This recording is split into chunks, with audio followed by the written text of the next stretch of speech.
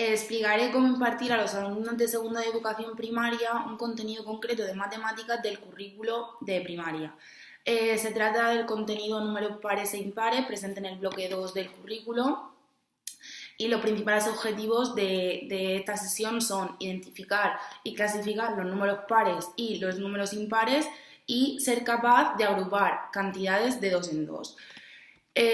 Para abordar esta actividad es muy importante que los alumnos conozcan y controlen una serie de conocimientos básicos para que puedan entender los números pares e impares y desarrollar de manera satisfactoria cada una de las actividades propuestas.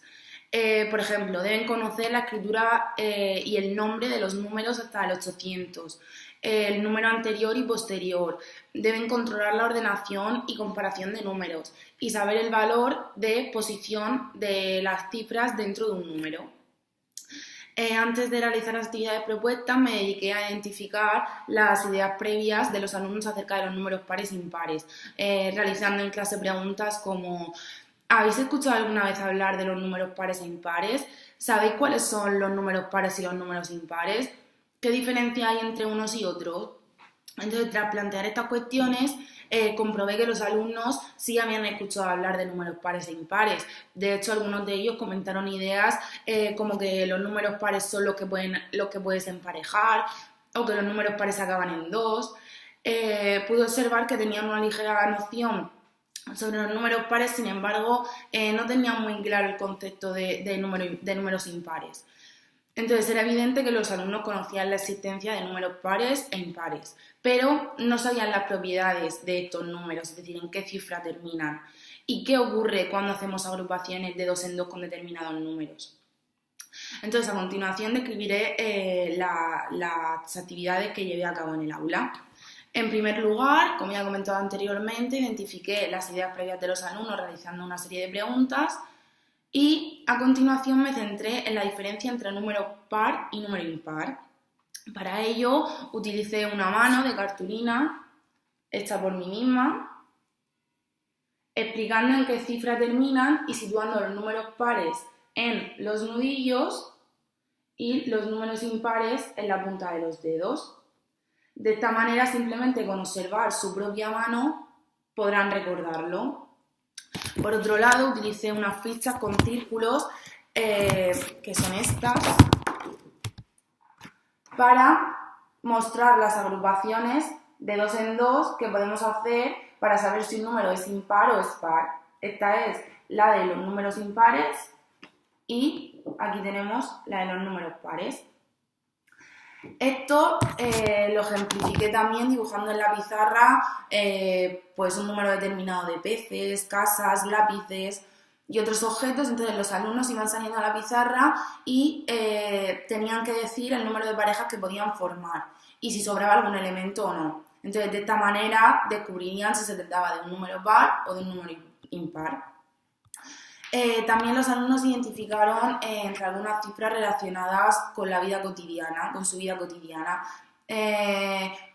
Por ejemplo, el número de alumnos de la clase, el portal en el que viven, la fecha de su cumpleaños. Entonces ellos tenían que decir si esos números eran pares o impares y argumentar por qué era así.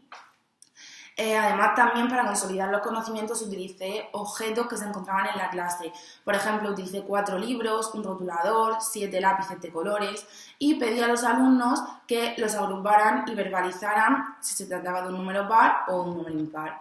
Por ejemplo, al agrupar los 4 libros de dos en dos, se forman 2 parejas y no sobra ningún libro. Por lo tanto, 4 es un número par. Y al agrupar los lápices de colores de dos en dos se forman 3 parejas y nos sobra un lápiz de color. Por tanto, 7 es un número impar. Para finalizar la sesión y teniendo en cuenta que el uso de los juegos tiende a hacer el aprendizaje más divertido, decidí finalizar mi actividad con un juego llamado las palomitas de maíz. Entonces, la palabra palomitas en este juego la usábamos para designar los números pares. Y yo era la encargada de decir un determinado número. Si era impar, los alumnos se ponían en cuclillas. Si el siguiente número que decía también era impar, se mantenían en cuclillas. Pero si el número que decía era par, los niños tenían que pegar un salto y gritar ¡palomitas de maíz! La verdad que fue un juego que le gustó bastante y también fue una forma de darme cuenta si lo habían entendido o no. En todo momento mi labor fue dirigir, orientar y ayudar a los alumnos durante toda la actividad para que de esta forma se sintieran respaldados y tuvieran la confianza para preguntar y poder realizar las actividades sin ningún tipo de temor. En cuanto al agrupamiento de los alumnos para realizar las actividades, puedo decir que participó todo el grupo clase conjuntamente y yo intenté que cada uno de ellos participaran y contestaran las preguntas que les hacía de manera individual, aunque se trataba de una puesta en común donde todos escuchaban e incluso ayudaban a sus compañeros si no sabían la respuesta. Se trata de una actividad que se centra en los contenidos del libro de texto, pero está diseñada por mí personalmente.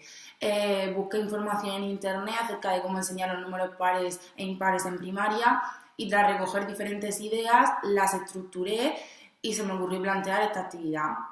Entonces, para comprobar que los alumnos habían adquirido los conocimientos sobre los números pares e impares, realizaron los ejercicios del libro correspondientes a este contenido de manera individual. Yo me encargué de corregirlos personalmente para comprobar el grado en que los alumnos habían entendido esos conceptos y, por otro lado, al finalizar la sesión, apunté en un cuaderno mi visión sobre cada uno de los alumnos, es decir, si habían respondido bien las preguntas, si tenían dudas, si habían ayudado a sus compañeros, etc. Y después elaboré una tabla con unos ítems acorde a los objetivos previstos. Entonces esa tabla recogía la adquisición de los contenidos por parte de los alumnos, la participación, el comportamiento en clase, en definitiva todo aquello que yo pretendía evaluar. Y para finalizar, pues voy a mencionar brevemente los criterios de evaluación que seguí, que fueron reconocer e identificar los números pares e impares a través de la cartulina en la que aparece una mano con dichos números. Entonces yo en la tabla marcaba si lo habían conseguido o no. Clasificar los números según sean pares e impares con los ejemplos puestos en clase de números de la vida cotidiana, como por ejemplo la fecha de su nacimiento o los lápices que tenían en el estuche. Seguir una serie con números pares e impares en función de lo que se indique a través de los ejercicios realizados en el libro de texto.